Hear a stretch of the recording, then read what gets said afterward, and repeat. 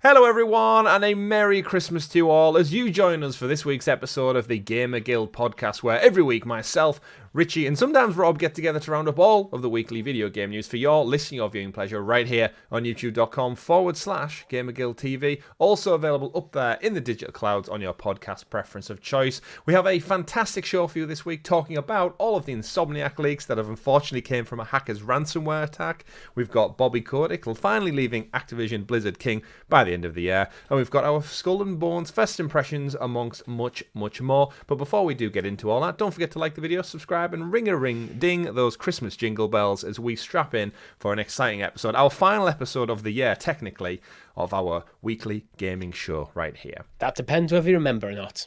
That does depend whether you remember. Members will get one more. One special episode rounding up our game of the year. Yeah, we should say this, I guess.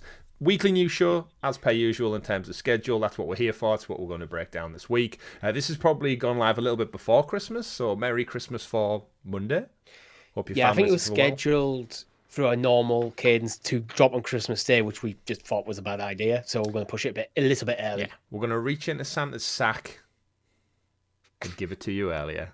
It can be one of your Christmas Eve stocking filler presents, I guess, whichever way you consume your content. Santa, very big sack. I guess. It's got presents for everyone in it. Like, that's got a big sack. It does, a big sack. And we've got a big sack of news for you all this week, as I said. Lots of juicy stuff to talk about. Richie, welcome back to the show. Hope you're good. I am good. Almost broke up for Christmas, so almost. Very happy. I'm there now. Switch things off, laptops away. At the time of recording, I've got one more day.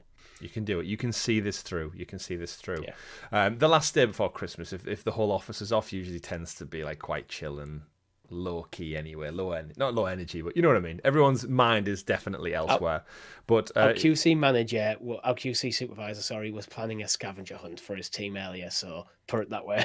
Yeah, that sounds about right. Shout out, of course, to everybody who will be working across the holiday season. I did it for many years, and you're definitely putting in the hard miles, and we do hope you get some time with your friends and your family and your loved ones at this festive season. For those who don't celebrate, you just play video games and crack on with things that are normal. But Richie, as I said, we've got a busy show for you all lined up. This is our 19th episode of the GamerGuild Podcast. It's ticking over nicely as we head into our, what do I usually say, 6th year of content? Yeah. Technically. In our 6th calendar year of making content. But it'll be 5 years at the end of 2024. Absolutely, and we'll celebrate with you, our wonderful audience, who keep us ticking over. Richie, we always talk about what we're playing at the moment. I suspect I still know what you're playing, but give us and the listeners a update. I think you're wrong. Oh. You're thinking Final Fantasy, aren't you? I was, yes. Which is true, I am still playing Final Fantasy. So I'm not wrong. But I'm full on addicted to Lego Fortnite. Really? Yeah, it's got its hooks in me. Wow. Okay, so preface this. We did a first look. We did a first look. We did a live stream of it, and I had a good time. And I've just been wanting for this last week just something casual, just to see out the week. Because being a bit tired. It was my Christmas party last weekend, and as an adult now, it takes me basically a best part of a week to pull my body clock back around properly after a 4 a.m. finish on a night out. So I've just been getting home from work. I've been tired. So Final Fantasy, story-wise, quite intense. Yeah.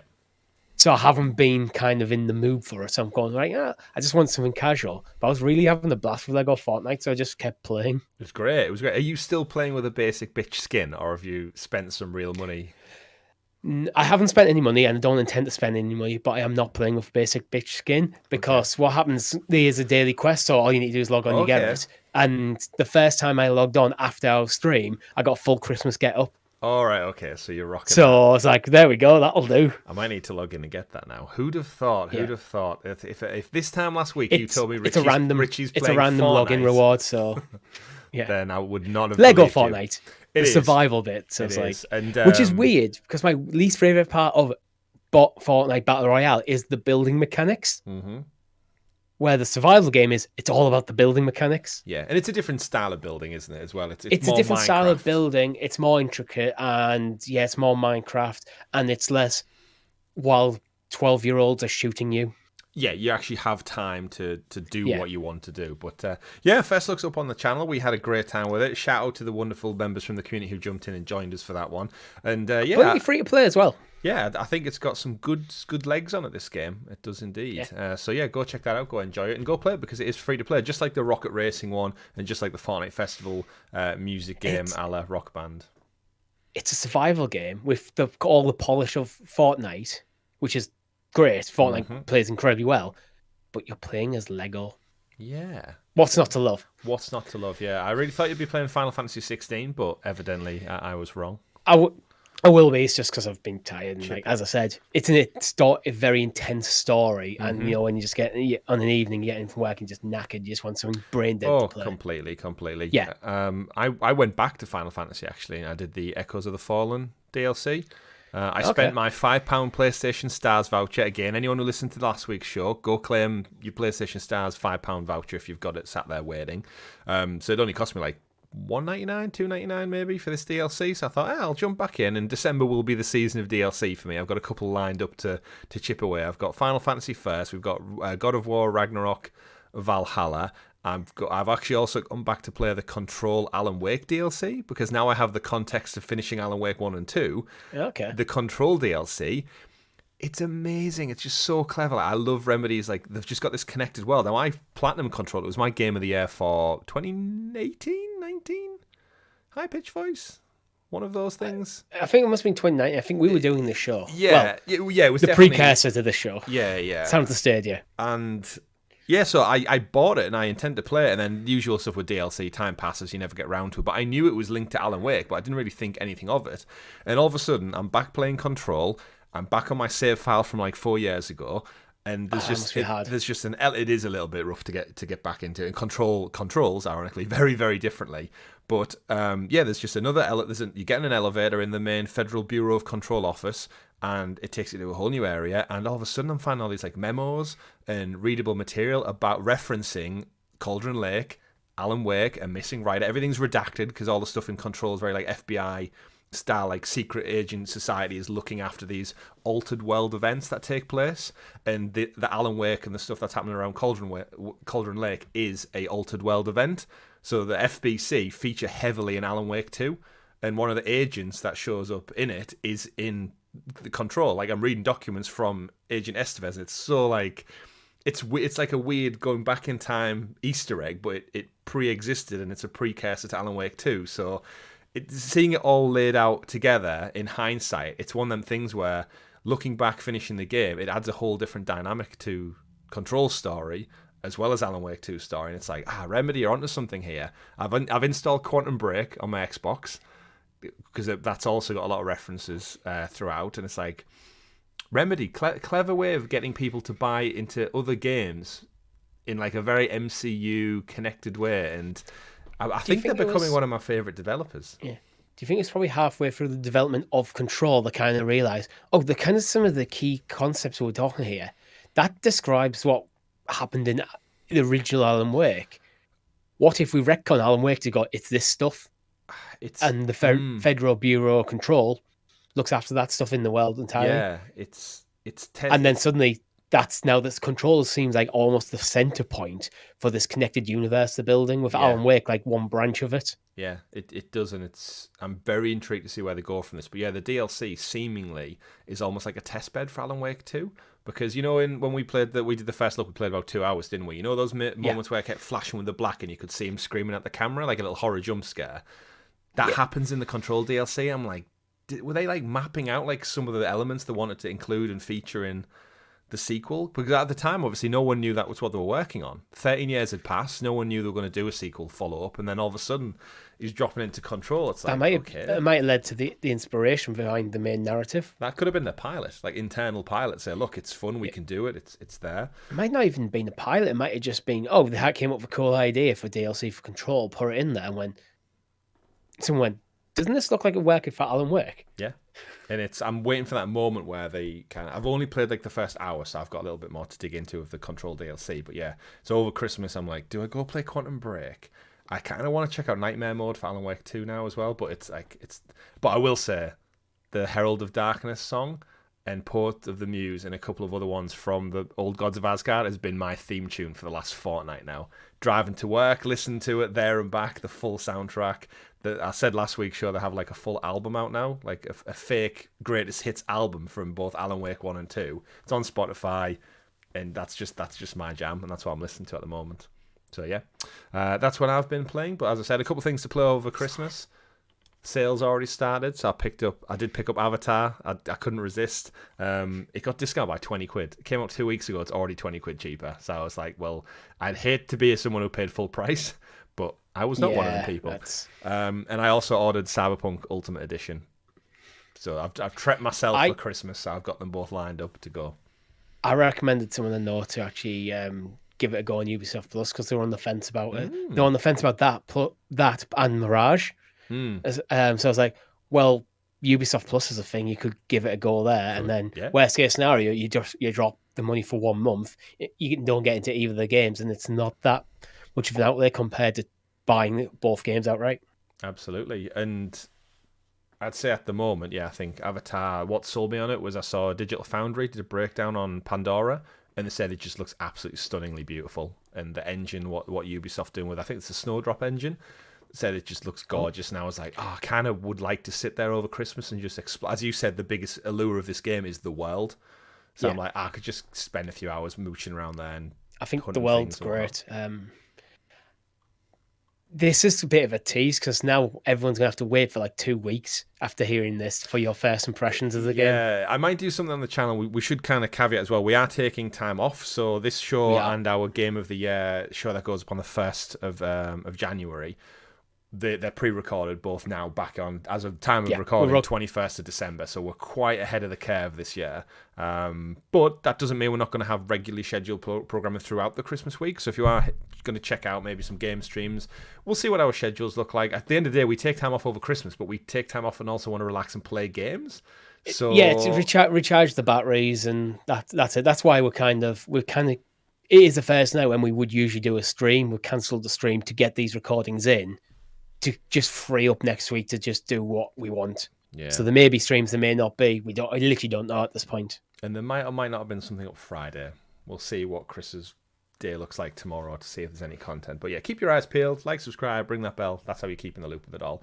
Or check out our Discord server, because we do have a wonderful Discord server full of amazing folks, talk about video games, life, and everything else under the sun. And the link is in the description of the YouTube video below. While it is Christmas, if you're out there and you're thinking, crap, I've got 1 day to get my Christmas shopping in, I need to panic. Why not head over to our merch store and buy something that you will definitely not get in time for Christmas, but it'll be there it'll be there some point between Christmas and New Year to put on and enjoy. Why not fancy a lovely jumper? Why not get yourself a mug or a bandana for your dog? I did check. I like my GamerGuild mug. I use my GamerGuild mug every day. Tastes better. Coffee and tea tastes better out of a GamerGuild mug. That is fact, evidence. You never see it on camera. Because I have it at work, though. Interesting. Sponsorship. Right then, folks. Richie, got a busy show, as I said, predominantly based on one story, but we can't get into it until you introduce us to the graciously gathered GamerGuild Gazette, a.k.a. The News. The News, for the last time in 2023. Here we go, boys and girls. It's a big one. Usually the gaming news quietens down at this time of year. The journalists take time off. The Game Awards have been and gone. We don't really get any announcements or releases because they all like to get out ahead of Christmas season. And we kick back, usually Richie, and we look at the show notes and go, ooh, it's a bit of a light episode this week. Let's try and drag a few things out. However, unfortunately, due to some assholes out there, hackers, ransomware, people, whatever they want to call themselves, they've breached Insomniac. So reading from, for story number 1, IGN, Insomniac hackers released stolen data. The hackers who breached Marvel's Spider-Man developer Insomniac and threatened to release confidential data unless they were paid 50 bitcoins, which is roughly around $2 million, apparently. I would not have guessed that at all. Within 7 days, have made good on their threat from last week that Sony apparently refused to meet the demand. Again, good for them. And according to Cyber Daily, the ransomware group Residia or Reseda, what they refer to themselves. I like to refer to them Don't as give them assholes. Don't give them the Released 1.67 terabytes of data made up of more than 1.3 million files, which contain a variety of videos, images about upcoming games, Wolverine, of course, which you know of, and a bit more we'll get into, personal staff information like passport details and stuff, and contracts signed and relationships between both Marvel, Disney, and Sony for future-based projects. There's footage, there's unannounced characters, there's cast lists, there's development budgets. There's data, concept art, absolutely everything you could imagine has been hacked and subsequently leaked as well, right through to the years ahead. So we know that their slate, their costings, and so we wanted to caveat this whole piece of the news with, if you don't want to know about the spoilers, they are out there. I've done due diligence and looked at it all because I'm a nosy bastard. Links in the description to the next news story. Yeah. Check out the timestamp, skip ahead if you're not interested. But it's one of those things, we're going to cover it on this because it's a weekly news show about gaming, and this is arguably the biggest story of the week, if not one of the biggest of the year. And now it's in the public domain. It's going to be out there. You're going to see it on social media. People are going to talk about it in, like, when they look at the 2024 year ahead for PlayStation, it will factor into conversation because it's a known quantity now. Obviously, it can change. But we thought for you, our audience a lot of these plans would change anyway. Yeah, it's all in flux, isn't it? And it's all been verified, though. It's all legitimate. And you know what I want to do? I want to look at it with an air of excitement. We know about movies that are coming up. We know about books that are coming out. We know about TV shows that are in development. I want to take this as an opportunity to celebrate Insomniac and go, you know what? Your next decade of video games looks fucking amazing, and I cannot wait. The most painful thing now is waiting, knowing what is slated to come. So we'll get into it. We'll break it all down. But as Richie said, if you want to skip ahead, the timestamp's there. But it's going to be sprinkled throughout the news, probably between now and 2031. So strap in for a good chunk of detail about PlayStation 5's future, Marvel, and Insomniac. But before we get into it, can I lay into the hacker groups? Oh, of course you can. First, so. First of all, if you're asking for money in Bitcoin, you're an asshole. Yeah, straight up there. Bitcoin. And as far the best information we have right now, this isn't some sort of political attack because I think Insomniac's doing something money. This is just ransom. So they're taking this information, they've stolen this information, going $2 million or release your stuff. It's purely financially motivated. Yeah. I can't adequately describe on this show without us getting demonetized how I view these people. So use your imagination. Go as colourful as you can because I can go very colourful when I want to. Very. There's just bad people, and it's like Sony, massive corporation, Insomniac, massive business, and hundreds of millions. Yeah, 2 million would have been individual people's private information that is now out there. Yeah. In the public domain that shouldn't be. That's just a horrible way to treat people who are doing nothing but put the time, energy, and effort to make some amazing games. Like, come on, well said. You're making the world a worse place, and we hate you for it. Yeah. And the hackers. There is that reality as well, as if Sony even paid them, there's no guarantee they wouldn't just release it after the fact. So that's it. Why it's don't negotiate. So I don't even vibe with the potential for why didn't Insomniac pay that to protect the staff? It's like they could pay the money and go, it's now $5 million over releases. Yeah, there's no win. There's no win, is it? There's no win in this situation. Yeah, and as far as we can tell, there's not. I mean, investigations are going on internally. But as far as we know, there's been no kind of data breach or anything. No one's done something stupid or done something they shouldn't have done. As far as we were at this time, this is just a bunch of arseholes who are just being greedy. Yep, and they will certainly be getting a big dirty lump of coal for Christmas. So not even that coal's worth a lot of money nowadays. It is actually, to be fair, a bag of coal would go down well in today as well. You have sand bills and stuff. Yes, not even good sand. Not even a good sand that's good for building or something. A shit sand that you can't do anything with. Yeah, that dirty fine sand. Yeah, and it's got dog crap in it. Exactly. Anyway, right, Insomniac leaks. That's our caveat. That's our spoiler hat on. Skip ahead if you don't want to see it. But as I said, it's exciting stuff, and I cannot wait. That's what kept me. As soon as I saw the leaks, I got the better of me, and I was like, you know what, I need to see this stuff because I'm excited for Wolverine. I love Insomniac as a studio. There's a little bit of disappointment in there for one of the IPs that's not here, but we'll get into all that.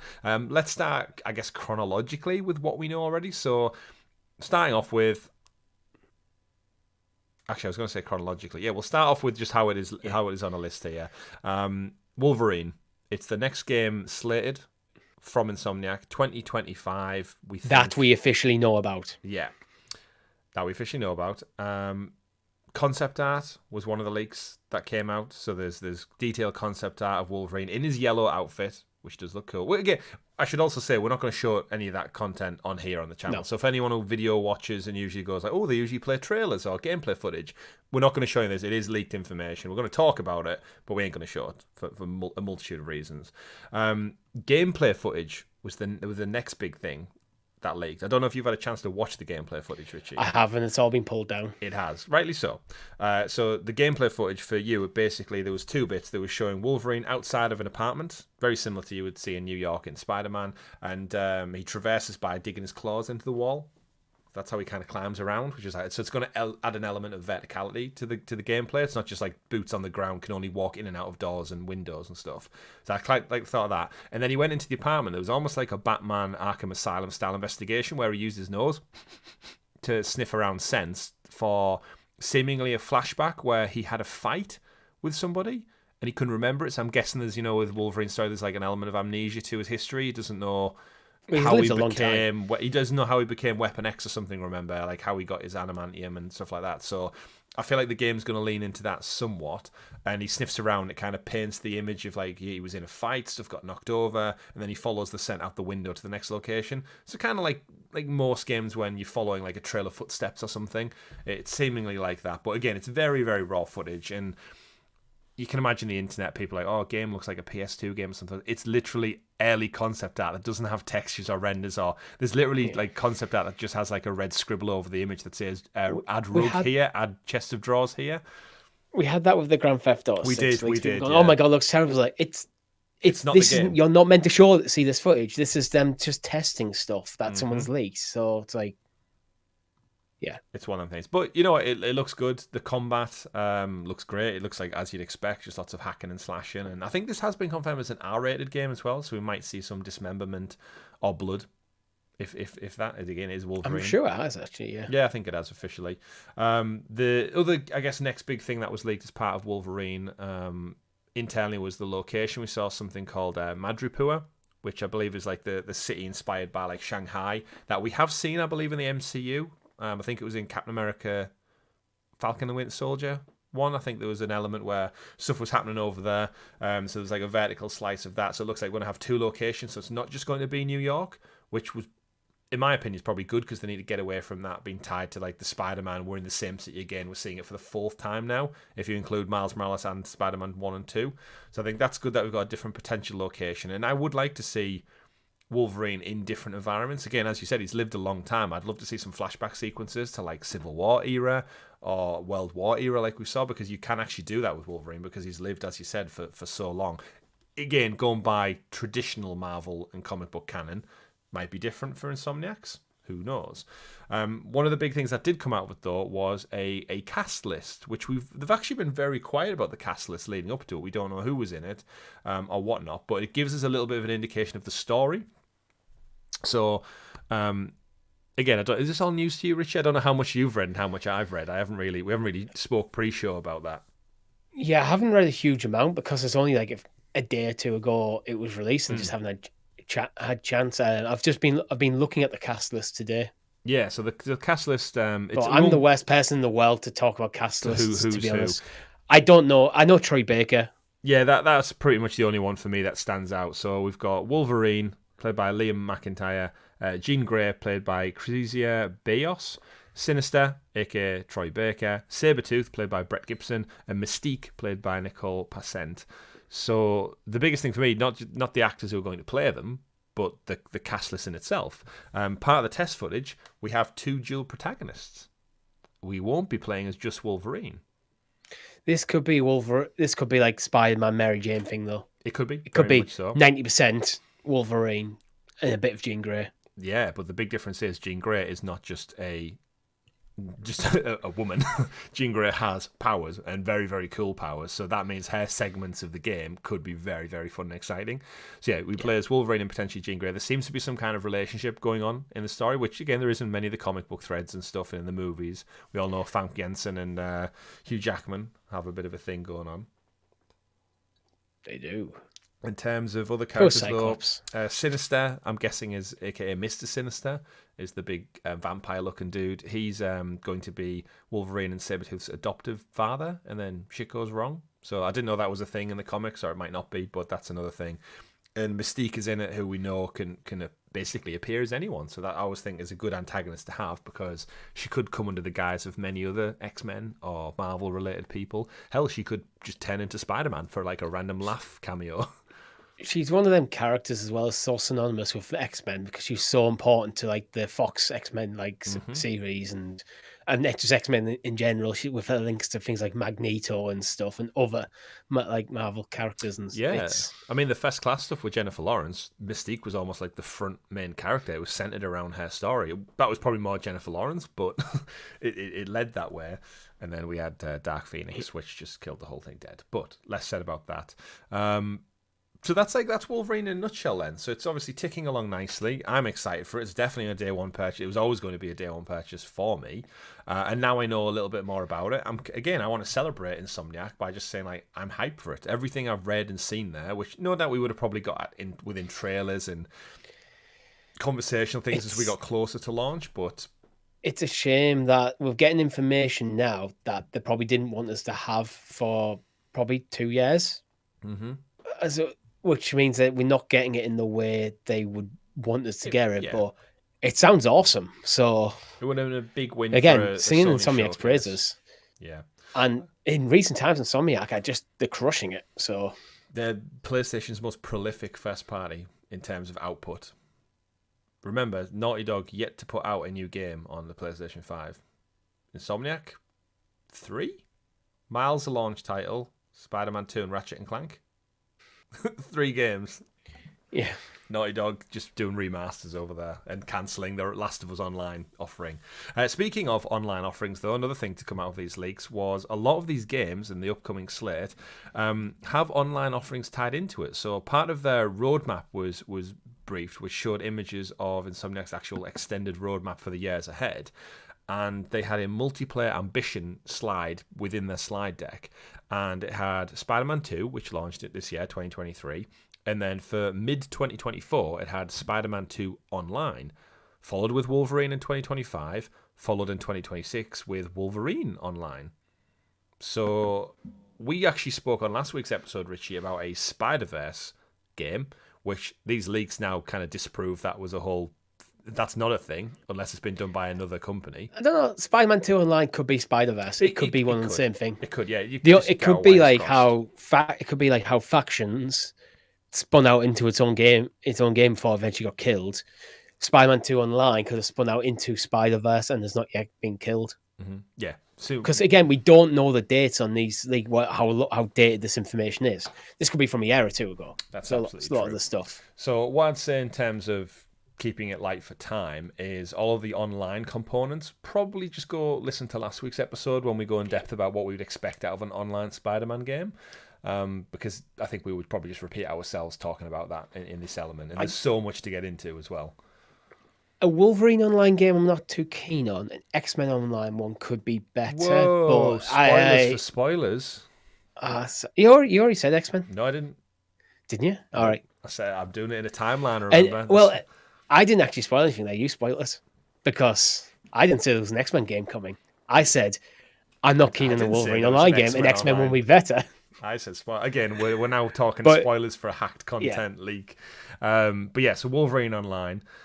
So yeah, put a pin into that. But then that I guess brings us on to the next element, which is part of the roadmap that leaked out.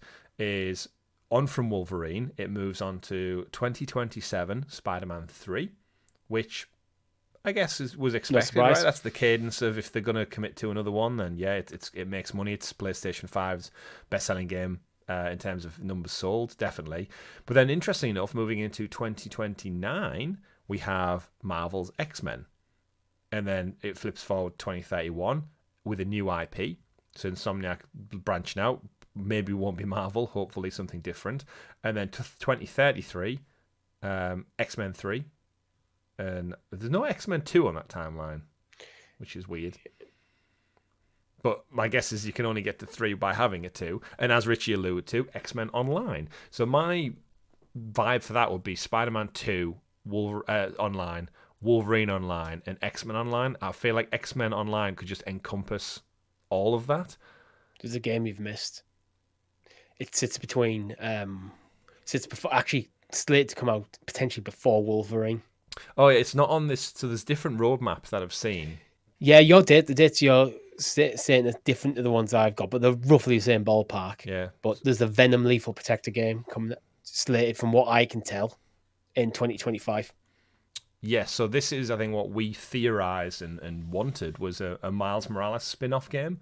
So it seems like we're getting it. Spider-Man 2, Venom obviously features heavily, so they've got all the concept art, all the models, all the skins and stuff, and the mechanics done, finished, designed. They're in Spider-Man 2. So in terms of a Miles Morales 8 to 10 hour experience to maybe plug the gap between now and Spider-Man 3, I'd be totally down for that. And seemingly, 2025 we'll get Venom Lethal Protector. Which feels that's how Miles Morales was kind of the connective tissue between Spider-Man 1 and 2. A Venom Lethal Protector game could be the connective tissue between Spider-Man 2 and Spider-Man 3. Yeah. So you have big game, small game, big game, small game, and I really like that cadence. Yeah, and reading the title overview from the leak slide deck is all new storyline, playable, switchable Venom and Spider heroes. So it doesn't look like you will just be a Venom game. It looks like you'll link in. Infected New York boroughs where you'll go and break down. Golden Path, 12 main missions, 3 event bosses, and then optional content, quest challenges, base, crimes, and collectibles. So again, just more, but with an 8 to 10 hour standalone experience.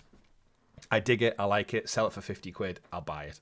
Totally sold. Totally like it. That'll be my stopgap between that and Spider-Man 3. And then subsequently the X-Men and Wolverine titles as well. So that also ticks boxes for me. Again, excited for the future of Insomniac. If you're telling me I'm playing these type of games, absolutely down for it. Within that roadmap, there is also another Ratchet and Clank title slated for 2029, which again, I'm glad. Seems quite way out though.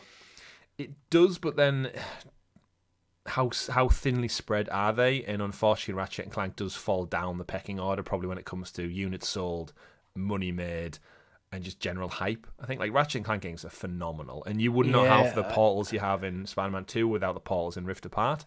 That's actually my point. It feels like if you're a big Ratchet and Clank fan, this is a long gap between games while they're focusing on what is exclusively Marvel titles. Yeah, it's a bit disappointing that Insomniac are almost just becoming a Marvel studio. Yeah. I mean, they're crushing it. So it's not necessarily a problem, but it would be nice for them to spin off. Yeah, I mean, a side studio just to focus on Ratchet and Clank. Yeah, I'd rather it was chaperoned by Insomniac, who've got a proven track record now with 3 titles, as opposed to them giving it to someone like Embracer Group and going, you've got studios, give it to whoever and make us a Wolverine game or something, or an X-Men game, and then we get something subpar. I mean, even Crystal Dynamics didn't manage to do it well with Avengers. Yeah, true, yeah, exactly. In comparison to the quality we're seeing from Insomniac. Yeah, because I know you like the game, but and who knows? Like X-Men could just be Avengers rehash, but you'd like to think Insomniac can take a lot of learnings from Square Enix's Avengers and just go, let's not do this XYZ X-Men. Yeah, like this is my worry because you have another single-player dedicated studio who's never really done much in the multiplayer space, suddenly producing a handful of multiplayer games. And what's the concept there? Because if it's just because we want you to do a multiplayer game, it feels like if you have a very good, solid vision, I absolutely believe they could do it, which seems to be what Naughty Dog had with Last of Us Online. Yeah. Before they eventually went, now we'd rather go single player. But if they're just with Marvel's Avengers from Crystal Dynamics, Square Enix, it just felt like they wanted to do a games as a service style multiplayer game with the Avengers license, but didn't really have a good vision of what the game should be. Yeah, absolutely. So there's so much stuff again that's kind of linked in. I think Ratchet and Clank, there's concept art and there's a script, there's a full script, like a early draft out for it. So if you want to know what their ideas are for that game, even though it's a long ways out, it's there to go read into and break down. But Ratchet and Clank for me, it's just like it's a fun game that we get every, I guess, 7-8 years now. It'll look gorgeous, it'll play fun. And then the final kind of the big piece aside from the X-Men stuff is seemingly Spider-Man 3. What it looks like in terms of the future content. We know we're getting New Game Plus in the new year. That's like officially been confirmed. It's called Spider-Man 3 they've got, but then they've also got the Great Web, which I think might be the Spider-Verse stuff we looked into, Richie. Yeah, it could be. We talk about. So it's called Spider-Man the Great Web. They've got it listed down as some of their concept art. When you look at the concept art for the Great Web, looking at just, again, it's like a slide deck that's just been probably shared internally. It's got a spider hero for every player, a welcoming neighborhood, the ultimate New York City sandbox, and a multiverse that matters. And then it's got that sounds exactly like what we started last got week. loads of imagery from the comic book universes, Spider-Verse, the previous Spider-Man games. And it's like, this is totally basically what we talked about last week about jumping into it. New York City, just jump in, make your own character, explore, and enjoy it. And in a multiverse that matters, that's not going to have any impact on the main one. So for me, I don't know if this is just the plan for Spider-Man 3 or if this is like a separate entity to go along with it. And maybe this is the Spider-Man Online stuff that we've been talking about. What are your thoughts? I think it probably is. If maybe Spider-Man 2 online DLC, it could be one of them things that's just almost like a test bed to try out a few of the ideas of what they're eventually going to spin into its own standalone thing, which will be a Spider-Man, Spider-Verse online, kind of the Great Web. The Great Web. I mean, we should preface that all of these are probably working titles, probably changed the name multiple times. Especially now. On the slide deck, I think please. Spider-Man 3 and up to the first X-Men game, it feels like these are at least at the point where they've settled in on the logos. Mm-hmm. Again, they could change. And X-Men 3 just looks like it's X-Men cubed on the slide deck. X-Men cubed. But again, so I'm guessing X-Men, Wolverine is X-Men 1, X-Men is X-Men 2, and so X-Men 3 is the third in the X-Men series of games.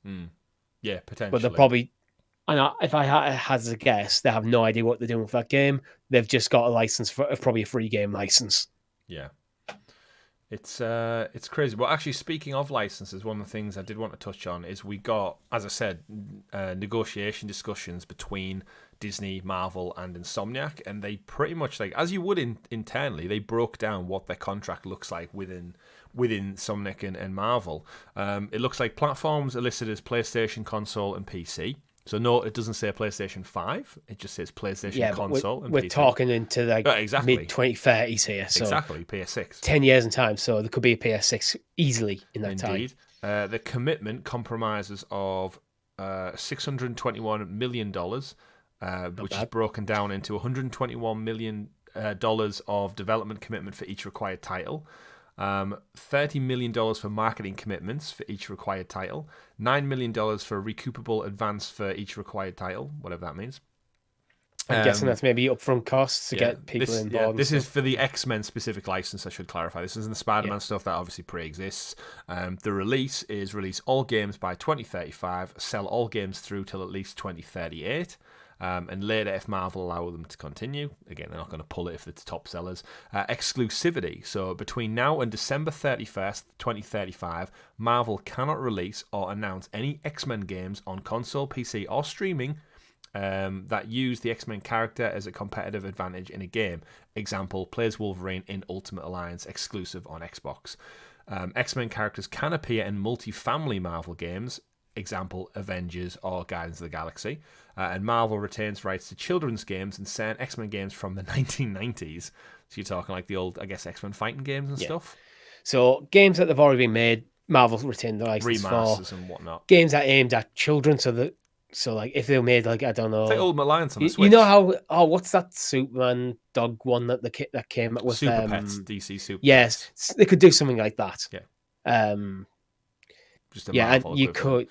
And they could feasibly use Wolverine in Ultimate Alliance, but not as an exclusive on Xbox. Yeah. Or Switch, but I'm guessing that one where they'd probably just for sake of clarity have a conversation about.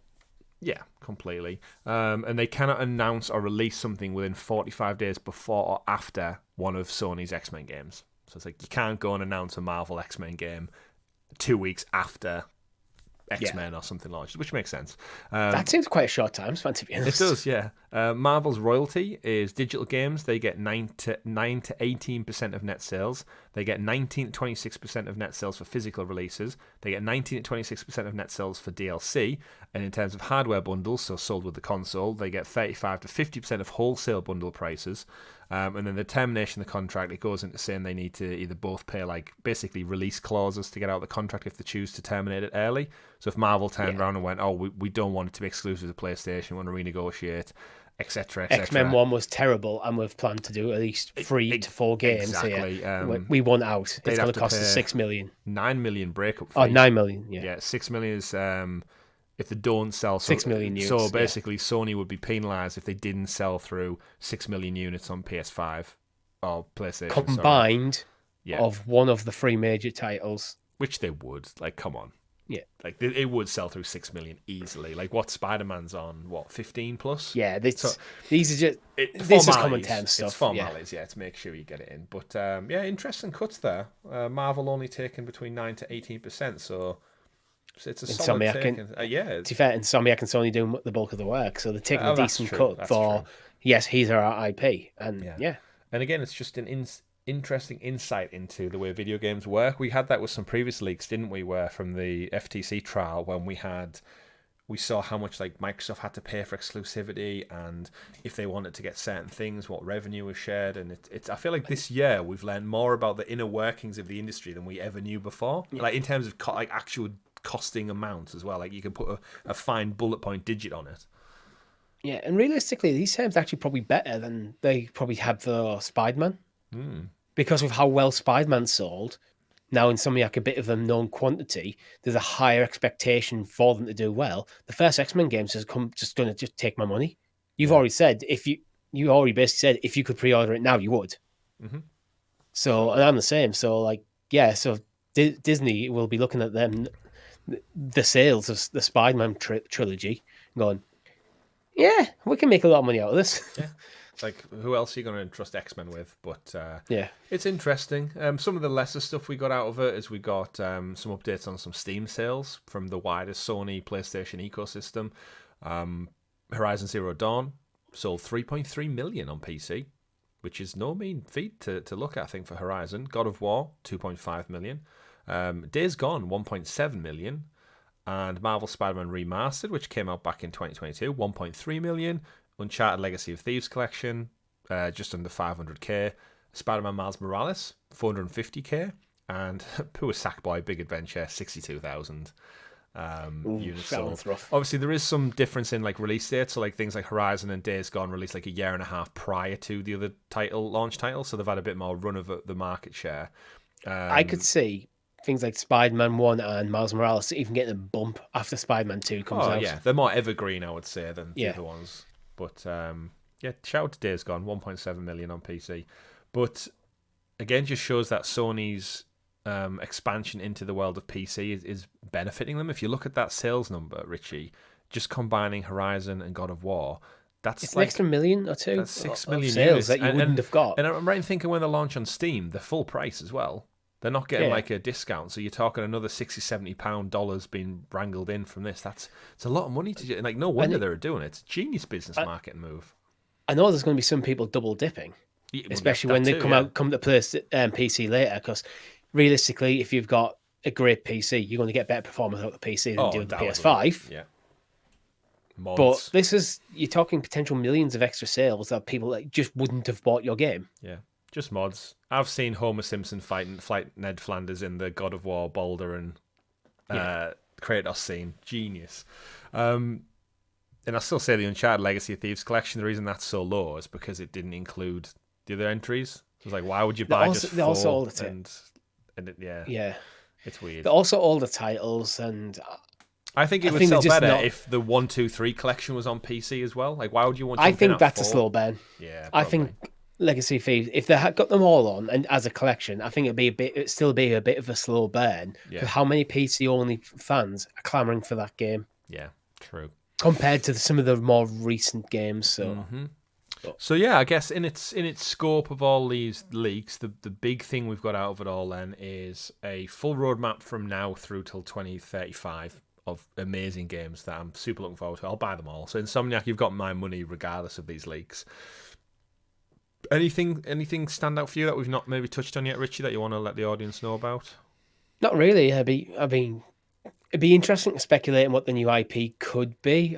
I'd say probably something in the Marvel sphere of influence. I'd hope not considering the way they're going. Sake, but we're talking games that are coming out. The first one's slated like 2031, and we're already 45 minutes short on other news, so we can speculate on that another time. That's true. My only disappointment to come out of all this and Insomniac is Resistance. Get another Ratchet and Clank game in the future. They tweet about Resistance a couple of times every year for anniversaries, and they put some artwork out there. Where is my Resistance Trilogy Collection remastered? The only way I can play that right now is on my PlayStation 3, and that is a shame. For 3 amazing games, exclusives to PlayStation, and they just sat there. It's like, so if they're not working on it internally, I'd hope PlayStation and Sony are smart enough to be like, there's a demand for these titles. There's no... Remember, first-person shooter on PlayStation. What's just happened? What's just happened to Call of Duty? Gone. And PlayStation is sitting on legacy content for both Killzone and Resistance that they fully own internally, and they're seemingly doing nothing with it. All I can hope is it's maybe being outsourced, because every time Insomniac tweet about Resistance, I'm like, oh, they're teasing something, and now we've seen their roadmap. Seemingly they're not. So it's got to be out there somewhere. Please. The reason I say is anyone clamoring for Resistance specifically as an IP is, what was the last one came out on PS3? Yeah, Resistance. So we skipped an entire console generation. We're comfortably into the next one since.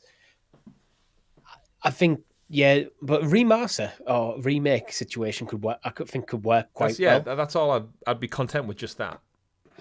Yeah, and then with that potentially leading into a Resistance 4. Yeah, and remember the reason they didn't do anything last gen for PS4 is because they pivoted to Spider-Man. So it's like they had their hands full with one of the PlayStation best-selling games of all time. So and now they've got choice. So they've had the highest grossing Marvel IP of all time in Spider-Man, and now the second one in X-Men on top of Ratchet and Clank, which is probably prior to this their highest selling game. So I think Resistance is just in the 4th place. It's like we don't have time to do it. Yeah, we don't have the capacity. There might just not be the passion in the team anymore to do it. A lot of the people working on them games are probably no longer there. So yeah, most likely. But then that's where it would be a great thing to, again, take the source code, take the material, outsource it to a second party, and say, like, can you just repackage this the best you can? Look what Demon's Souls. Look what it did for Demon's Souls with Bluepoint. I know. This is Xbox, but Phil Spencer said with Legacy IP, he's open to giving Legacy IP to developers if there's a passion from the studio to do it. Sony might be in the same situation when they go, we have this IP. If someone comes to us and go, pictures a Resistance game, we'll have a web with Insomniac. It might just be one of them situations and no one's coming forward with it because they're all busy doing their own stuff. Do you ever play Resistance? Nope. I didn't have a PS3. That might be why. Great games. When the Russians closed their borders, we feared they were developing a weapon of unparalleled power. The truth was far worse. Without warning, the Chimera attacked from the east, and in just 2 months, Europe fell.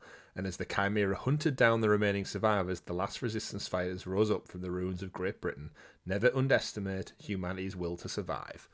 Blah. That's one of the Chimera. So yeah, so it starts off with some cool breakdown of like a map of Europe, and we basically thought the Russians were up to something, and actually they were trying to contain this otherworldly threat of the Chimera. They were up to something. They were up to something, but not what we thought. And then it breaks out, and the missions take place in like York, and so, like places that are quite close to home for us. And it was really surreal for me, and just shooting Chimera with guns, really really fun for the PlayStation 3 days. But we digress. Does your leaks, everyone. Again, take them all with a pinch of salt. They will change. They will update. Things will be different, no doubt, between now and then. But overall, again, I want to celebrate Insomniac. They've done great work so far. They are truly, truly the workhorse over at PlayStation Studios, and I can't wait to see what the future looks like between Spider-Man, a Venom game. That's so cool. And another Ratchet and Clank, which will be just an absolute swing and a hit score, and then X-Men, and then whatever their online offering looks like. We talked last week, as I said, at length about a Spider-Verse game. I'm down for it. So yeah, give it to me now. We called the Venom game, though. We did. We did, yeah. We anticipated. Well, no, we didn't call it. We said they should do it. Yeah. I do like the name as well. So for those who don't know, Lethal Protectors, like it's Venom's own joke name that he gives himself. In the last movie, it's not from the movie. I think it's probably the comic books. It's his official like superhero name. Is he likes the thought of being a superhero. So when he's inside, he's an anti-hero. When he's inside Eddie Brock's head, he's like, "We need a name. We need a name." And he's like, "We could be Lethal Protector." And it's like, that's a stupid name. He's like, I kind of like it. So it's like it's got that really fun like vibe to it where he wants to be a proper hero. Yeah, I like that tongue-in-cheek joke, so shout out to those games. But we do have a long wait to wait, so go enjoy Spider-Man 2, buy an Insomniac game, go play Ratchet and Clank, do what you want to do. But yeah, shout out to Insomniac, all the devs. Hopefully this doesn't impact your work schedule too much, because obviously they usually take time off over Christmas. I want them to just down tools, go spend time with their family, deserve their rest and their plaudits for an amazing Spider-Man 2. And you know what? Start the new year fresh. The leaks are out there. You can't put the genie back in the bottle now. Embrace it. Hell, come out with a PlayStation showcase in January and just go, yep, this is our slate. Just like I want Xbox to do with their new console. Don't put your personal details on that. No, don't go out flashing your passport number and stuff. But you know what I mean. But yeah, Merry Christmas to everyone at Insomniac, and I can't wait to see what the future holds for you all. Moving on, though, to story number 2.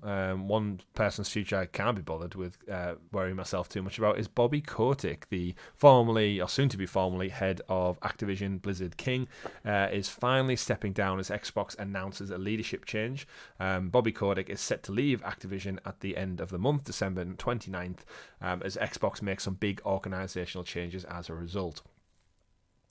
He shared a full statement over on the Activision blog post and stuff, thanking blah blah blah. But I'm not going to give him the airspace. Really, like he's one of the most hated people in video games right now. Yeah, and he's going to leave with a massive payout parachute payment from this, like in the millions and millions of dollars. So I don't want to go into depth about him because we're already almost an hour into the show. But read up on him. He's a horrible person. He's basically everything you hate about Activision Blizzard falls in his door. Really, about corporate leadership. He's oversaw like the demise of multiple great studios. He's oversaw like awesome IP just getting squandered in favor of more and more Call of Duty support studios, toxic working environments, like you name it, he's done it. Like yeah. And unfortunately, the reason he's still been around for so long is because he's also turned a massive profit year on year, and Call of Duty has gone on to be bigger and bigger and bigger. He owned Activision Blizzard, like yeah, can't really go for that. At least in part. So, but essentially, this is more important to I think Xbox and Activision's teams coming in full house into Microsoft and having that restructuring of like leadership changes and culture changes that, let's face it, they've been shouting about for several years now, trying to unionize and stuff like that. So hopefully everything's heading in the right direction now, and Phil Spencer's tweeted out a few pieces about like repurposing jobs and people. I think Blizzard president Mike Ibarra is now going to feed into other people. I think Matt Booty is now the official president of game content and studios. So there's a bunch of changes which no doubt we'll hear more about as time goes on. But I think the big news is just that we knew it was coming, but the question was when. And Phil Spencer, I think when he was asked about who makes decisions, I think he was quoted at Summer Game Fest or something of saying he makes the decisions now. Now the merger's gone through. He was like, yeah, he doesn't get to make those decisions. I do now. And Bobby Kotick answers to Phil. Yeah, exactly. And so he's gone, Richie. Goodbye, Bobby. Phil Spencer has said there's going to be no massive shift in terms of the content strategy and like the business strategy for the Activision Blizzard King stuff. I think this is though watch this space. It's like this is more of a don't expect us to like maneuver what is actually just a massive freight container overnight. Yeah. It will change. I think there will be a slow, subtle change with new leadership. But probably for the next 5-10 years, you're still going to be seeing Call of Duty take the priority with Activision. Oh, of course. Some stuff in the background. It's with any acquisition and merger, you can't just pull the plug overnight on projects and stuff. You need to go in and again for the staff's benefit and the business practice. And then Activision Blizzard is, for all our hatred of Bobby Kotick and everything he largely stood for, was incredibly successful in terms of the business, which means that any massive shift that Xbox wants to do will have to go through the shareholders. Yeah. When the shareholders, and we're not talking Xbox shareholders, we're talking Microsoft shareholders at this level, and a lot of them are not interested in gaming and just interested in making as much money as they possibly can. So I was like, why are you changing this? It's making us tons of money. We'll spend billions on it. Leave it alone. And again, like I said, he'll leave with millions and upon millions and millions in the bank. So you can just go and retire. He could have retired years ago, but that's not the point. Working it back a little bit for story number 3 to the leaks that we just had, part of the Insomniac stuff, we did actually get a reference to some other studios internally at Sony. They referenced Guerrilla, which we know obviously working on Horizon and stuff. We didn't get anything from that. There was one piece of concept art in there, Richie, for Bluepoint. And I referenced them earlier on. They did the Uncharted collection. Then, of course, last year they were acquired by Sony. So now a Sony first-party studio. They did Demon's Souls for the PlayStation 5 launch. And we don't know what they're working on. They said it was some new IP. And then we got one piece of concept art. It's the most we've ever knew about what they're working on. And the concept art seemingly is... It looks over kind of like an Egyptian temple, I'd say. It's not on a floating island. Yeah, on a floating, like, Avatar-esque island with waterfalls cascading down the side. There seems to be some kind of, like, wildlife, just a couple of big birds. Now there's I want to explore this place. Yeah, it looks really cool. Like I said, the architecture of the pyramid, it's not a classic pyramid, I would say. It's more of like a... I don't know what you'd even describe it as, Richie. It's a split pyramid. It's a pyramid with a big split in the middle. It looks like it's got like sphinxes and columns and everything's made of like sandstone, kind of looking like Red Canyon. Picture that kind of thing. There's seemingly 2 characters in the front of the shot. One of them has seemingly like fantasy weaponry, like swords and stuff, and a belt. And the other one's got a spear. It's kind of got a spectral glow. Yeah, I was going to say the other one seemingly is a ghost. It looks like. Although only his upper half, his legs look normal. Might just be the shading on the image, but either way, so this is what we've got. Everyone thought Bluepoint were going to be working on some kind of like remaster of something. It is seemingly a full new IP. There's not much you can really garner from this other than Egyptian-inspired fantasy. Yeah. Probably looks like potentially action-adventure game. With sci-fi elements because of the floating island things and the ghost. That could be fantasy. High fantasy. What's the difference between high and low fantasy? Altitude. I'll take it. But yeah, it's interesting to see a little bit of insight into what Bluepoint are working on, although that's pretty much all I've got. Do you want to try and give it a name? Let's try and name it right now. Oh, God, no. The ghost and the flying Egyptian canyon thing. It just rolls right off the tongue, that, Richie. Yeah, it does. This is why you don't get me to name stuff. Temples of Ascent is what I'm going to go with, right? Because there's a temple and everything's floating. So yeah, that's my Indiana Jones title. Indiana Jones and the Temples of Ascent. Although I don't know, I think that in some ways it sounds good at first, but feels a bit. Wow, sold me out on that one straight away. I don't know. What was yours again? Remind me what yours was. I don't know. Mine was worse than yours. The floating islands of Thingy. But either way, Bluepoint, hopefully we'll see something next year from them. It's been a while. Demon's Souls was a PS5 launch title, so they've had almost 4 years now. Yeah, but if they're working on a brand new IP for the first time, really, it's going to take a while. Yeah, absolutely. But excited to see what they're Take your time, guys. Take your time. A couple of more smaller stories after the big, massive leak news. Next story of the week, Sony is looking to bring in auto-adjust difficulty to its games. Now, we think we heard this a while ago when it was patented or patented. And basically, they're look into being able to use new technology to adjust the difficulty within games depending on how you're performing. Some people don't like this. I for one, just don't. I mean, it's got to be optional, right? It just basically means the idea is to make a path to progress smoother for everyone, and the opposite way. I don't like that. Like you let an algorithm decide it for you. If it's optional, I don't mind it as a feature. I'm all for as many different sort of accessibility features as you want to chuck into a game, chuck them in. But I'm the sort of guy who turns off auto aim in every single game I play because I hate it. Mm-hmm. I accept that it needs to be there. For some people prefer it. I don't like it. And what I don't want to do is be trying to get good at playing a game and then the game just gone, oh, you're playing badly. I'm just going to drop the difficulty. That doesn't help me at all. It's not what I want. Let me choose. Just give me the choice. I don't know. It's not a feature that I want in any single game I want to play. It can be in them, but I'm switching it off every single time. So if it scales both up and down, though, would this not open games like Demon's Souls and Elden Ring up to you, potentially? Just let me drop the difficulty myself.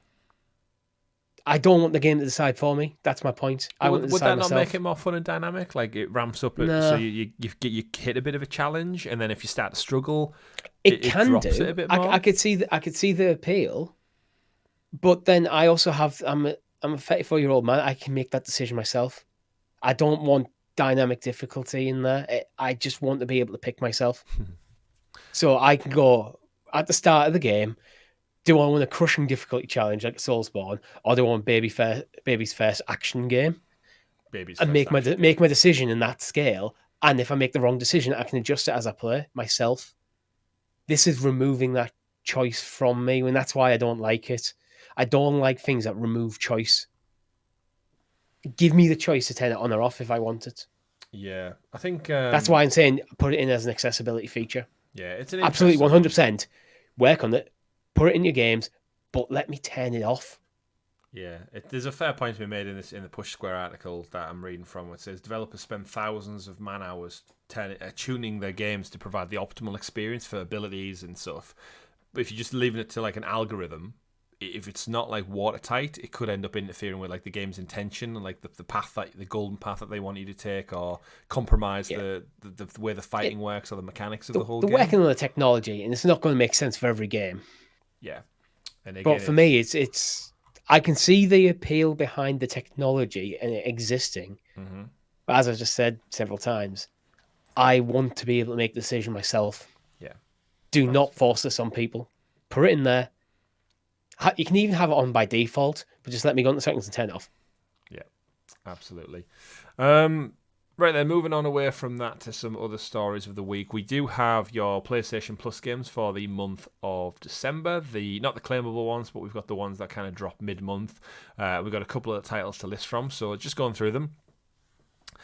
The Evergreen, starting off number 1, the Evergreen Grand Theft Auto 5 makes its return. Return to Los Santos. If you're patiently waiting for GTA 6, why not go back and play GTA 5 for the umpteenth time? Somehow you haven't already own this game, you can get it. Yep. This is the PlayStation 5 and 4 version, we should stress. So it's got obviously better visuals, faster loading, adaptive triggers, feedback, all the typical bells and whistles that you expect from a PS5 glow up. I think it's leaving Xbox actually as well. A Game Pass. I mean, that wouldn't surprise me, just ping-pongs between the two of them. Yeah. Do you think this is just a clever marketing beat? You get the hype of GTA 6, and then they're like, hey, guess what? If you still haven't played or own this, or you just want to jump back in, here it is again. 100%, especially with it leaving Xbox, because unlike PlayStation Plus, where the game drops, you put in your library, as long as you have the right level of subscription, you have access to it. Mm-hmm. Game Pass, once it's off, it's off. You lose access to it. So this is actually Sony, in some ways, playing a bit of a blinder here. There's a lot of hype behind Grand Theft Auto. Xbox are losing it, and now we're taking it. Yeah. Remember, this is the premium and extra catalog game, so this could also leave, and you can't keep playing it, I don't think. You'll still need a PS Plus subscription. I think you need a PS Plus subscription, and I'd assume that you need the extra subscription to have access to it. But once it's in your catalog, it's in your library. It's in your library as long as you have the right tier of subscription. That doesn't ever go away. Does it not? I thought that's no, because it's the same. It's the same as any of the other games. When you but the other ones are claimable. Like you claim 2 or 3 titles. These are claimable. Are you sure? Yeah. I'm sure it just lets you download. I don't think it says added to your library. I'm sure it's added to your library. Otherwise, why would they need to rotate them out if people could just keep them? We'll let the comments maybe answer that one for us. But yeah, my impression was the claimable games, you claim them, and as long as you've got a subscription, you can play them forever and download them forever. But with the monthly catalogue of games, it needs to be in the catalogue. What am I looking at? Focusing. Add to library. All right. Fair enough. There you go. Go claim GTA 5 if you somehow don't already own it. I just have. Next up, we've got Stranger of Paradise Final Fantasy Origin for PS4 and PS5. From Team Ninja comes a brand new take on the Final Fantasy series. Jack and his allies, Ash and Jed, burn with the resolve to defeat Chaos as they throw open the gates to the Chaos Shrine. Yet doubt remains, and they truly are the Warriors of Light, the prophecy foretold. Step into a world of dark fantasy and revel in exhilarating action-packed battles, wildly different movesets and equipment, change combos, unlock attacks and upgrades, etc. Richie, you're our Final Fantasy aficionado. Is this one of them Final Fantasy spin-off things that it's just more Final Fantasy but not Final Fantasy at the same time? This is a Final Fantasy that went very before 16, straight up action, but seemed like it was written by a teenager in the mid-2000s who's too much into emo music. That's a very particular description. Screaming about it's very edgelordy. We've got to kill chaos. That kind of full on, like, yeah, it's a bit slapstick in its kind of presentation, but I think it's done well. It's like IGN's give it an 8 out of 10. That's a solid title, man. It's not too old either. Solid, right? Yeah.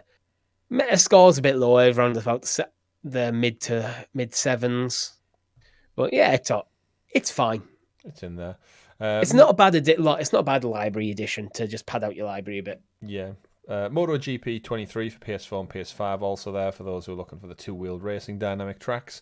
Another good one for this month, Metal Hellsinger also dropped, which Richie, you described pre-show. As Hi-Fi Rush, if it was Doom. Meets Doom, exactly. This is also the PS4 and PS5 version. Reading from the description of the blog, part human, part demon, and obsessed with vengeance, become the unknown and fight through the fiercest domains of hell in this unique heavy metal rhythm action shooter. Your ability to shoot on the beat will enhance your gameplay experience. The more in sync you are with the rhythm, the more intense the music will become, and the more destruction you will cause. Destroy the demon hordes and their leader to set yourself up for an epic showdown with the Red Judge herself. Literally take Doom and turn it into a rhythm game, basically. It sounds like it, yeah. It looks like Doom. And seemingly awesome. And reviewed very, very well. So that's another good win for this one. Salt and Sacrifice, PS4 and PS5 is another title that's dropped on there. Moonscars, PS4, PS5. Mega Man 11 for PS4. Gigabash, PS4 and PS5. Grime, with the extended DLC. Grime, shout out to Grime's good little 2D side scroller action adventure RPG with the little ball of light for his head. That's a good one. Tinykin for PS4, PS5. Proteus for PS4, PS5. Shadowrun returns, PS4, PS5. More Shadowrun stuff, and then we get added to the PlayStation Premium Classics, the Mega Man Legacy Collection. We get the Mega Man Legacy Collection 2. We get Thrillville Off the Rails, Buzz Lightyear of Star Command for PS4 and PS5 as well, and added. And if I'm not mistaken, I was listening to a podcast was talking about this one. One of these games that's been added to the Premium Classics collection is a PS2 title. And this is the first PS2 title we've had since, when on the PS4 they went through that phase of porting PS2 games, and we got about 10 of them, 15, including Bully, Grand Theft Auto, War of the Monsters, was it? Red Faction 1 and 2, we got... but then they stopped doing them, and everyone was like, well, why the hell they're not porting them over again? It's not Buzz Lightyear, that was originally on the PS1, so it must be one of the Mega Man games, potentially, the collections, that was a PS2 title. But yeah, on the Collection 2. Yeah, on the PlayStation, I was listening to the Sacred Symbols podcast, and they were basically saying that this is the first PS2 game to make it into these classic collections, which could indicate Sony PlayStation have finally cracked the algorithm, because we know we've had PS1 games. We've had them come with trophy support, with siphon filters. It's PS3, isn't it? Not PS2 that you think about. No, we've not had any PS2 games come with the Classics collection. It's all been PS1 since its inception. So this is the first of hopefully many, and it's signalling that PlayStation are maybe running out of PS1 games to move over. We always joke that they keep filling them out with Disney games. Like, how many Buzz Lightyear games have we had now? And here we are, Buzz Lightyear of Star Command, based on the TV animated series one. Great show, fun game, but if we're starting to get PS2 games, that opens up a whole new library of things that could be coming to classics. Oh, yeah. So, interesting one to keep an eye on. Chat, if you do know which one it is, let me know. I do suspect it's one of the Mega Man Legacy Collection ones, but I can't remember. If I had to take a guess, it would be Legacy Collection 2. But with it being Legacy Collection, I would have thought that would be... I don't know, I think a lot of the Mega Man games... Yeah, actually, some of the Mega Man games in the Legacy Collection 2, because we're talking 7 through 10, probably are PS2 era. Let's have a look. Mega Man Legacy Collection, Anniversary... PS2. Look at that. 10 classic Mega Man titles... PS2, factory sealed, sets you back £18.20 if you're looking to buy it in today's market, which I guess, Richie, means that PlayStation Plus do good value for money right now. Based on just that one title. As a mid-month drop, I think this is pretty solid. I actually think the mid-month drops are usually better than the start of the month drops. Like, quite significantly recently, actually. I always remember thinking at the start of every month, it's a bit lackluster. Then the mid-month drops and go, oh, there's some solid stuff coming here. Especially after you played Lego Fortnite, you said you actually gave plaudits to the cloud performance of PS5 as well. Yeah, I did. Interesting. It was buttery smooth. It looked fantastic. And I've had problems with playing cloud in this room for a little while, actually. Because I did actually, before trying to play on my PS5, I tried to play that on Luna. Because I was originally trying to download on PS5. But it was taking forever. And the cloud performance was fine. There you go. I have since just downloaded it. Of course, just in case. Yeah. And also, just to clarify, the Mega Man Anniversary Collection is also a PS2 game. So the Collection 1 and 2. That makes kind of sense, interesting. So good. Go fill your boots with some with like 20 Mega Man titles if you want to. Right, moving on with our stories of the week as we round down the rest of the show. Just some smaller ones. Skull and Bones. It's a title we've spoke about on and off for many, many years now. And Richie, we were fortunate enough this past week, thanks to the Ubisoft Creators Program, we actually got to play Skull and Bones as part of the Early Access Beta 2, to clarify. I should also clarify Ubisoft did provide us with the code for Skull and Bones, so shout out to Ubisoft for supplying us with that. We played probably about an hour and a half. We were only allowed to publish 60 minutes of footage, so that's why the video's about 58 minutes up on the channel. We jumped in, we did some... it was interesting, actually, because after we played Fortnite the night before, it was almost very reminiscent of that. We were looking for scavenging parts, but we were at sea instead of in a Lego Fortnite world. And it's been a long time coming. We know they're trying to take the best bits from Assassin's Creed Black Flag. It's been, 8 years in development, maybe 9 now? I can't really remember. It's been delayed several times. Remember, this game should have came out when God of War Ragnarok came out. We've now got Valhalla DLC on top of that since then. Richie, give us a quick insight into some of your first impressions of your first hour and a bit spent with Skull and Bones Beta. If you want to play an Assassin's Creed game, there's plenty of better Assassin's Creed games than this. And if you want to play a survival game, there's better survival games than this. I thought it was just a bit it was too by the numbers for a £70 game. Mm-hmm. So that's a premium title. I'd rather play Valheim or something like that. Or Lego Fortnite, which is completely free. What about the visuals? Distinctly fine. Distinctly fine. Nothing wrong with them, but they're not. I wasn't impressed. It's not, I think, to be honest, we've been spoiled because as PlayStation gamers and our fondness for PlayStation first party, we do get spoiled. Mm-hmm. And I feel like this was absolutely fine. It wouldn't bother me. The visuals wouldn't bother me in the slightest, but they're not kind of wowing me either. Yeah, it's not a bad place to be.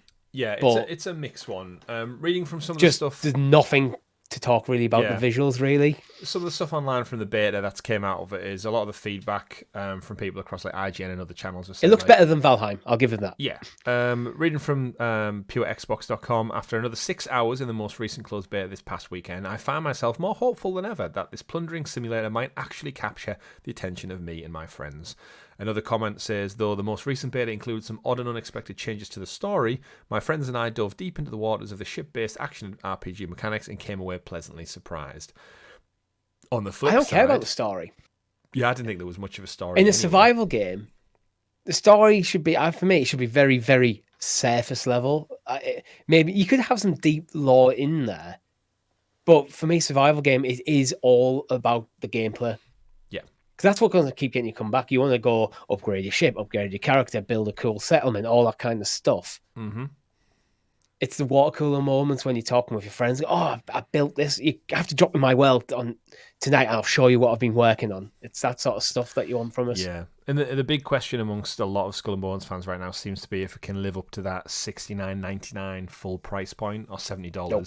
I do not think it will. Reading from some comments on Reddit, someone said, I have a lot of fun in the beta, but I can't really justify the price tag. I could have been maybe convinced with a £40 price starting point, $39.99, but where it stands, I'll wait for a sale, quote unquote. I like that. SAIL. I like it. Yeah. I like it. This guy's cool. Another one says, I enjoyed it a lot. Did I enjoy it so much to spend $70 on it?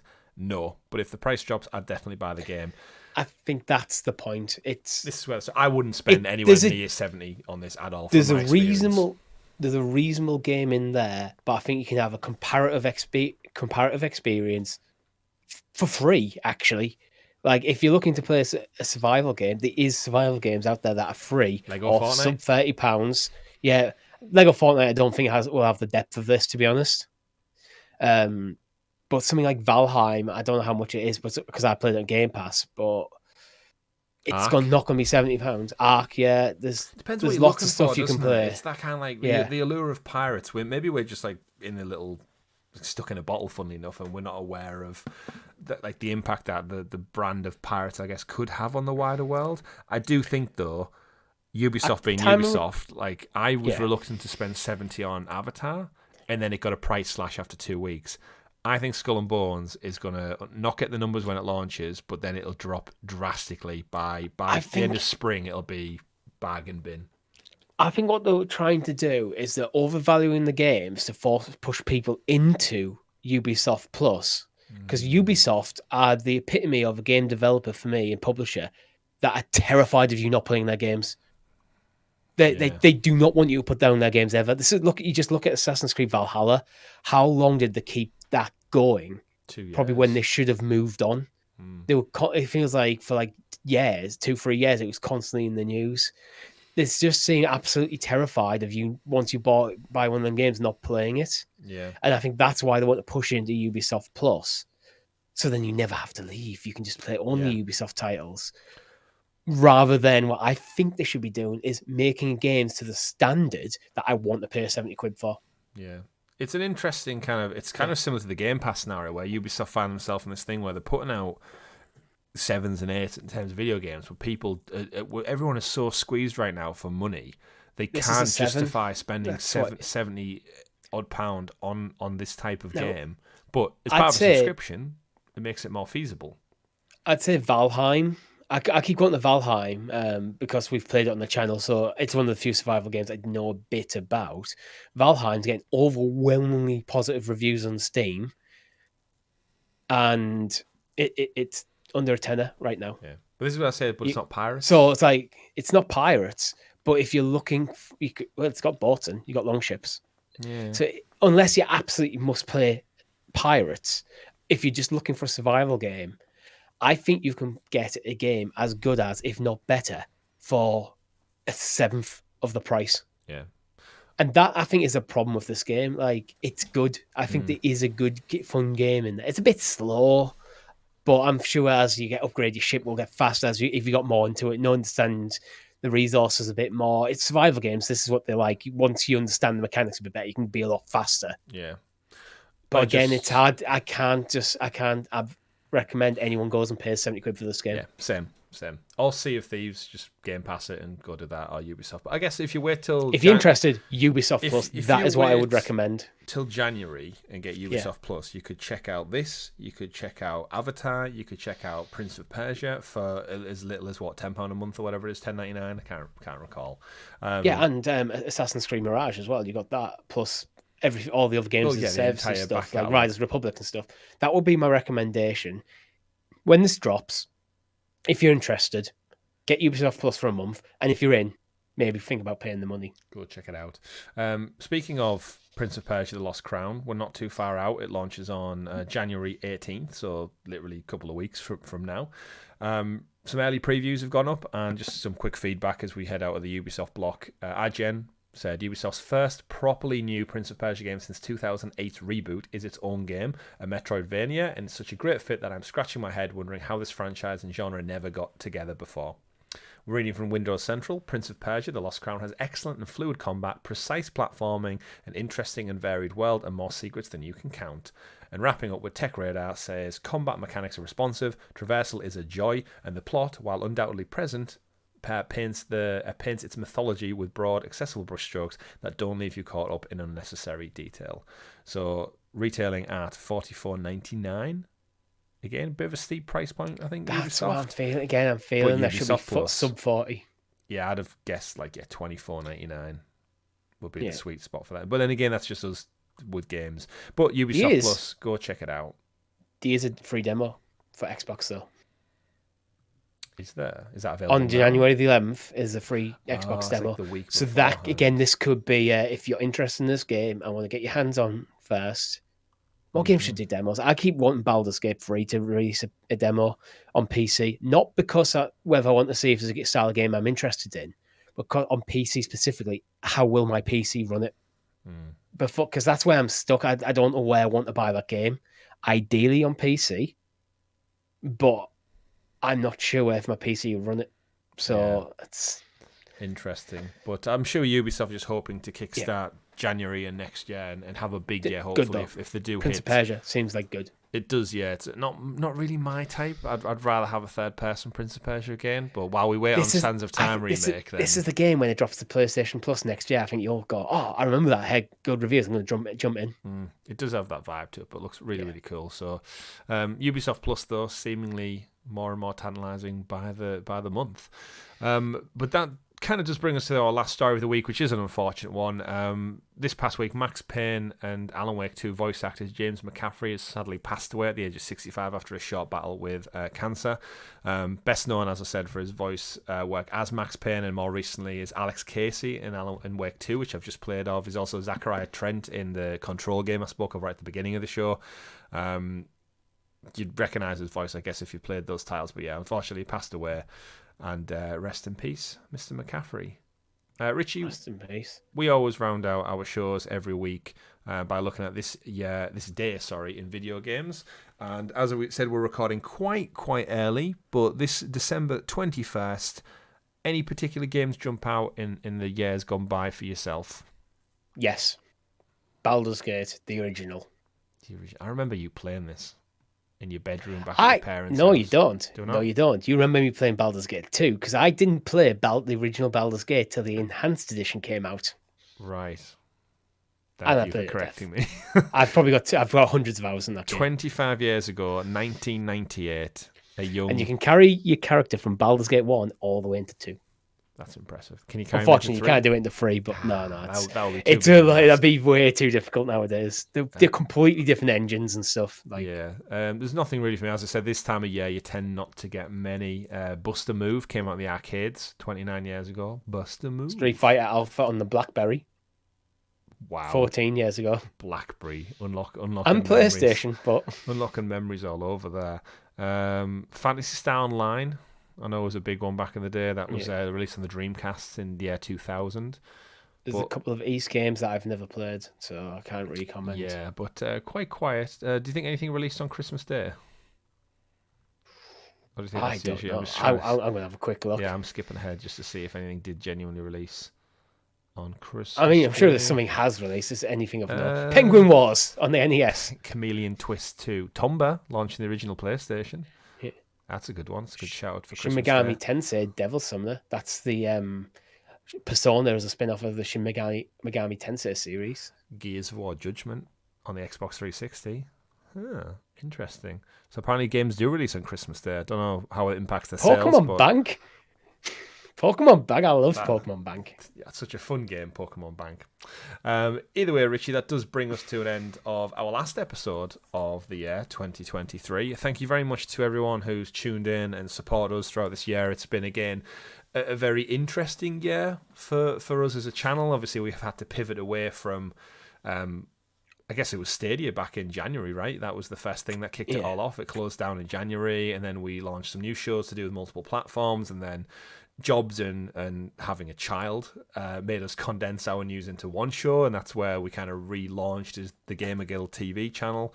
And very content with this year, I think, so far. I think our supporters have been amazing. They've stuck with us after the loss of Stadia, I think, which was always our biggest worry.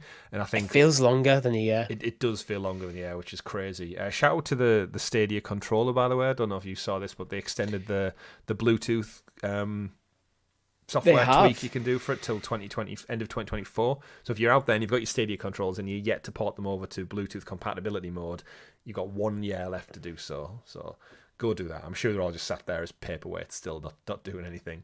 Anything you'd like to say other than Merry Christmas to our wonderful viewers and listeners out there? Well, Merry Christmas, and we will be dropping an episode next week, but because we're actually literally about to record that, it will be our Game of the Year edition. But we're going to do a bit of a 2023 review as well, because it's been an amazing year in gaming, and it just gives us a chance to kind of go through our highs and lows of the year. And to be honest, it's mainly going to be highs. Yeah, it's looking at the list of stuff. Obviously, the death of Stadia is a low, but January sucks. Stadia had to die, so 2023 could be the best year in video game history. Yeah, and maybe if there's time, depending on how the episodes go, we might look into 2024, see what our expectations are. Or we might save that for the first week. Maybe save it just because of how quiet January usually is. But yes, thank you. And live streams, they're not going to be scheduled regularly until we get back in January. They may still happen on a whim, but just keep it locked. So basically, GamerGuild is breaking up tonight, Thursday the 21st. Podcast will go live every week, still as intended, and we'll turn up as and when we turn up. We'll be in the Discord hanging out and stuff and playing games and just catching up on some sleep. Yeah. Or maybe even online. We don't know. Speak for yourself. We're not committing to any content, live or otherwise, but it may still happen. Yeah, plenty of merriment to be had. So the last thing to say is just Merry Christmas to everybody out there. Hope you have a fantastic few days, weeks, whatever, with your friends and family and loved ones. And we shall see you in 2024 for our 7th year of content. 6th year? I can't remember. Our 10th year of content. 10th year, celebrating a decade of GamerGuild TV. Thank you very much for watching, everyone. My name's been Chris. And I've been Richie. And remember, play wherever makes you the happiest this Christmas. See you in the new year. Goodbye. Merry Christmas.